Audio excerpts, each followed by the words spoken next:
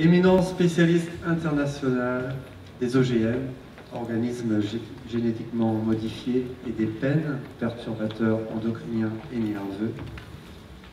Chercheur engagé et d'un féroce défenseur de l'environnement, il milite pour un rapprochement des scientifiques, des professionnels, du public et du politique.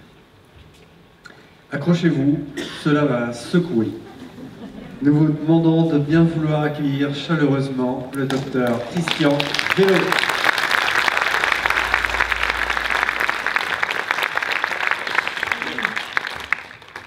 Merci beaucoup Gilda, merci à vous toutes et tous d'être là relativement nombreux et surtout merci à Gilda et Amélie d'avoir organisé cet événement de manière fort remarquable et je pense que leur initiative avec cet événement aujourd'hui, j'espère que ce sera le numéro 1 d'une édition qui va se répéter.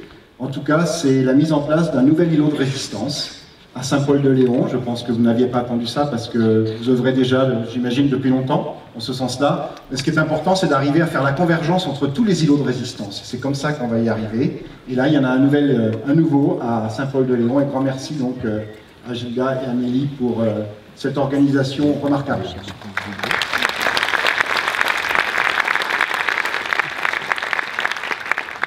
Bien, alors, je vais donc, moi, vous parler d'OGM, organismes génétiquement modifiés.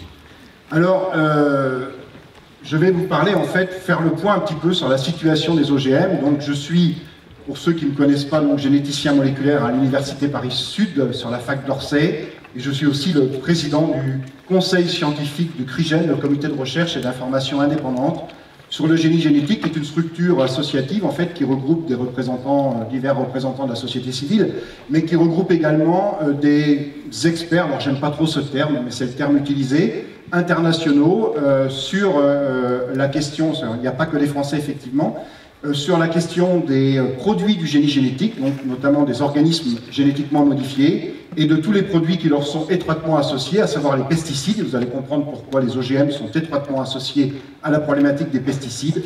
Et la plupart des pesticides étant des perturbateurs endocriniens, eh bien on s'intéresse aussi de très près aux perturbateurs endocriniens. Et comme les perturbateurs endocriniens ont un effet sur le fonctionnement de nos gènes, sur ce qu'on appelle l'épigénétique, j'y reviendrai, et que quand on est généticien moléculaire, on s'intéresse de fait à l'épigénétique, et bien la boucle est bouclée.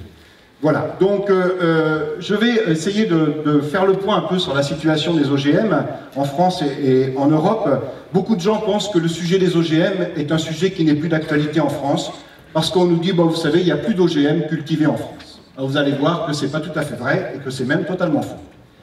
Et je vais donc vous expliquer ceci, mais avant de vous parler des OGM, les OGM, en fait, c'est comme toute chose. Moi, j'aime bien, en tant qu'enseignant, toujours rappeler que la reine d'Angleterre est une femme.